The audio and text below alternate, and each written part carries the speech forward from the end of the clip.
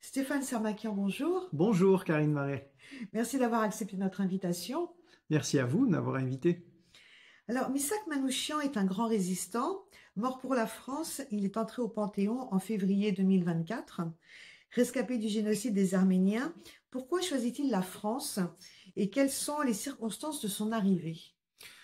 Vous savez, je pense que quand on est exilé apatride, on choisit pas forcément son pays, hein. Donc, il est arrivé là où finalement c'est pas, on pu le mener. Néanmoins, on peut dire que il avait un amour pour la France dès son plus jeune âge, dès ses années d'enfance et même dans son premier exil au Liban, puisque dans l'orphelinat, là où il a grandi, après le génocide de 1915, eh bien, il se nourrissait de littérature arménienne déjà, mais aussi de littérature française. Il apprenait le français.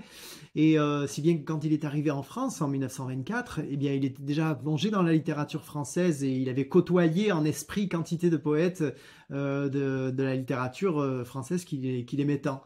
Voilà, donc on peut dire que la terre de France était aussi une terre qu'il portait en lui en quelque sorte, indépendamment de là où il a pu aller ou là où les choses ont pu le mener. Alors, Missak Manouchian est aussi poète et peut-être surtout poète. Comment la poésie a-t-elle façonné son destin? Eh bien, je dirais qu'en effet, il est aussi poète ou surtout poète, mais je dirais même, il est avant tout poète, dans la mesure où la poésie, finalement, est sa source première, son premier combat, qui a été le ferment de tous les autres combats. Et je peux dire que la poésie, finalement, chez lui, est comme le moteur ou comme finalement la source à partir duquel ont jailli toutes les autres créations.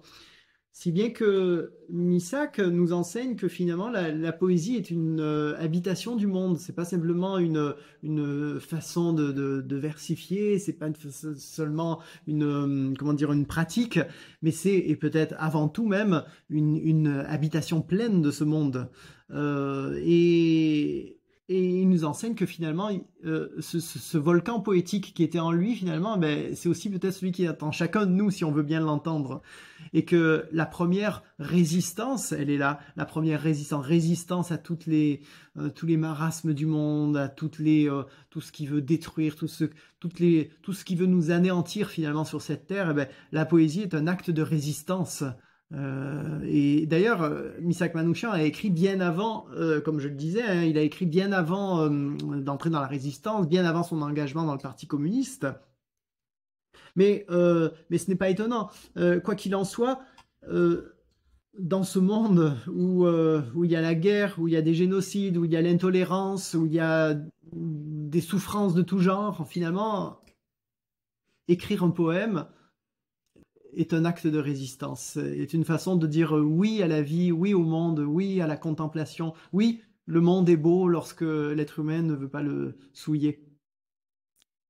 Alors, une fois en France, la poésie était-elle pour lui une manière de conserver le lien avec ses terres d'Arménie? Je pense par exemple au texte, très beau texte, Nostalgie de la terre. Il écrit par exemple: J'aspire, oh j'aspire à être de nouveau l'ami des vents, le prince des montagnes, le hameau éternel du berger de mes jours d'enfance, d'une seule flûte ramenée à moi, le monde entier et aimer, être aimé. Oui, l'Arménie est présente en filigrane dans ses œuvres, souvent de façon implicite, parfois par un motif, mis à part peut-être dans certains poèmes, comme le poème, bon, qui date certainement, mais qui, au-delà de sa référence à l'Arménie soviétique, porte aussi une espèce de chant pour l'Arménie tout entière, dans son acception très large. Donc je dirais que, vous savez, je compare un peu la poésie de Manouchian à une partition musicale où diverses voix se mélangent et où on entend celle de l'Arménie qui cependant est présente partout, même lorsqu'il ne la nomme pas en fait. Et pourtant, si on écoute ou si on lit sa poésie sans connaître l'Arménie, on peut y être sensible. Elle a vraiment quelque chose d'universel et ne demande pas des connaissances précises d'une époque ou d'une culture donnée. Existe-t-il une filiation entre Grégoire de Narek, le grand poète du Xe siècle, auteur notamment du célèbre livre de prières, et Missak Manouchian? Il y a un poème dans le recueil de Manouchian qui s'intitule Prière. Et à la lecture de ce poème, on peut être saisi par effectivement une espèce de musique, une façon de, comment dire, de s'adresser à Dieu, de qualifier aussi Dieu, de lui donner des épithètes qui rappellent certainement Narek. En effet, il y a une espèce de mélodie, de cri de l'homme pécheur vers Dieu qui se retrouve chez Manouchian et qui peut-être sort de certaines idées préconçues qu'on peut avoir par rapport à son engagement justement social dans certains groupes et qui finalement n'exclut absolument pas une foi profonde en Dieu. Alors, vous avez traduit les poésies complètes de Misak Manouchian. Comment parvient-on à traduire l'intraduisible? Bien, il faut accepter, à mon avis, de quitter une rive. C'est-à-dire que même dans le sens étymologique, hein, la traduction, c'est passer de l'autre côté, aller sur une autre rive. C'est-à-dire peut-être renoncer à retrouver quelque chose euh, tel quel, mais pour trouver autre chose.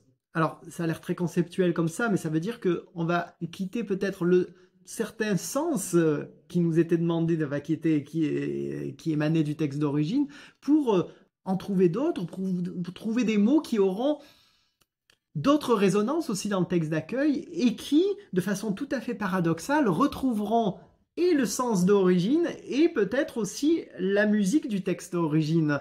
C'est-à-dire qu'on ne va pas forcément traduire en vers isométrique, c'est-à-dire en vers ayant la même quantité de syllabes ou avec exactement voilà, les mêmes rimes, mais en s'éloignant parfois de ce texte d'origine, on va retrouver euh, euh, quelque chose de l'origine qui est en même temps autre. Et de ce fait, on touche là à l'intraduisible, à l'insaisissable. Et c'est très paradoxal, bien sûr tout ça.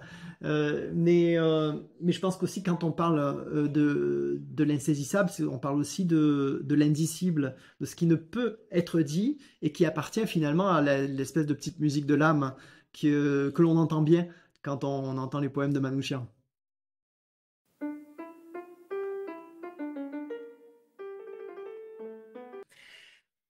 Quel est pour vous le comble de la misère? La méchanceté,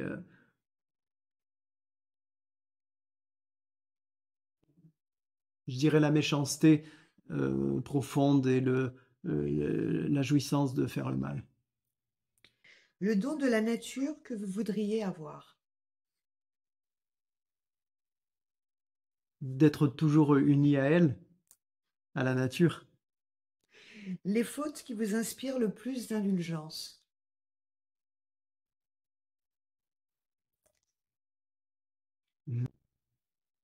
Lorsqu'on tombe et qu'on reconnaît qu'on est tombé. Merci beaucoup Stéphane Sarmakian. Merci à vous.